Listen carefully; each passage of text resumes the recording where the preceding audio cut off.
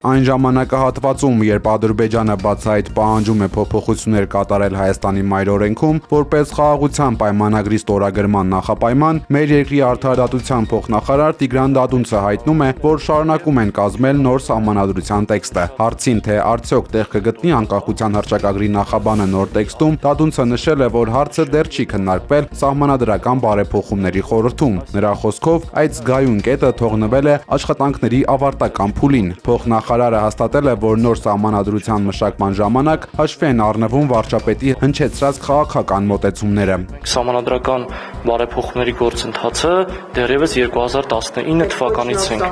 2019 թվականից ենք այդ գործընթացը։